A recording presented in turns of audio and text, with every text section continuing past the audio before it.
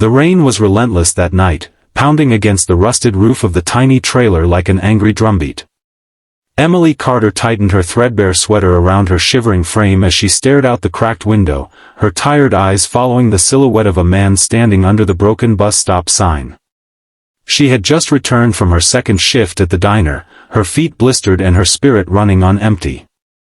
The babysitter had cancelled, again, and her 6-year-old son, Max, had fallen asleep on the worn-out couch, clutching the teddy bear that had seen better days. She didn't know what compelled her to open the door that night. Maybe it was the way the man clutched his coat tighter around him, clearly unprepared for the storm. Maybe it was the haunted look in his eyes, like someone who had lost more than just his way. Or maybe, it was because she knew all too well what it felt like to be cold, alone, and desperate. "Hey," she called out over the storm. "You okay?" The man turned, surprised. He was in his early 40s, soaking wet, with a rough beard and tired, intelligent eyes. My car broke down. Phone's dead. I was trying to catch a bus, but I think I missed the last one." She hesitated. She had been warned never to trust strangers. Especially men. Especially when she was alone. But something about him seemed different. "You can come in. Just for the night," she said cautiously.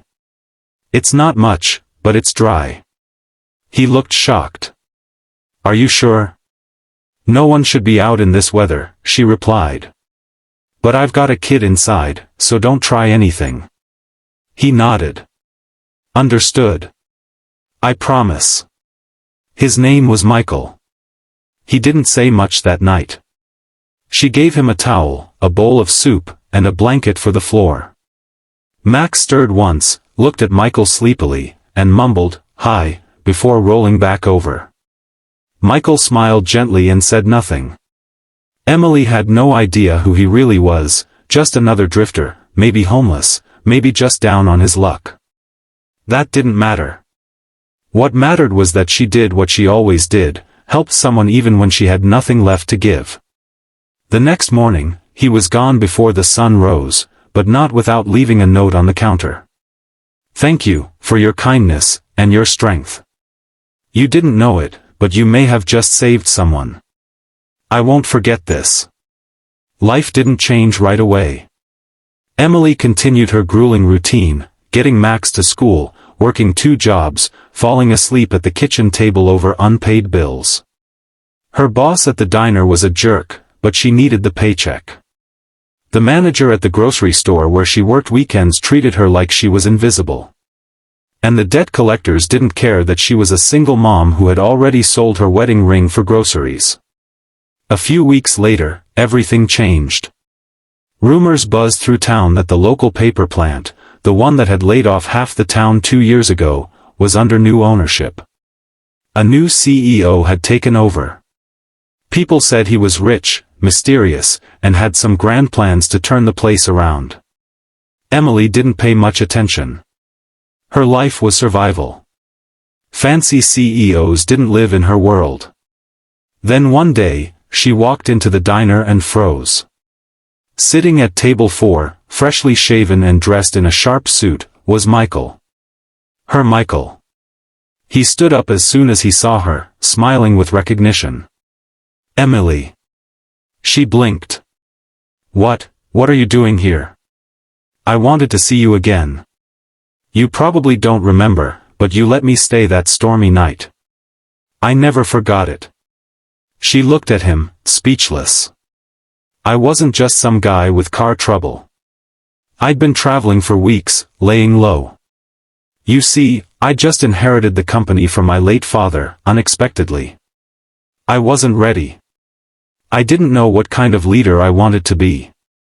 That night, you showed me what real strength looks like." She shook her head in disbelief. "You're the new CEO?"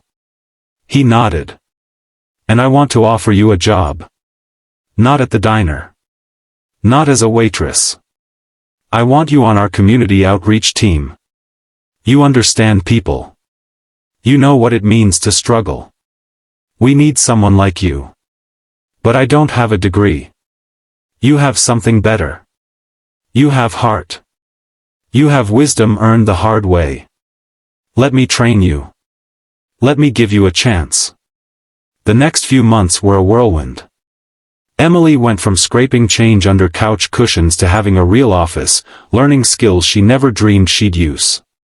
She worked hard, often doubting herself, but Michael was always there, encouraging her, believing in her.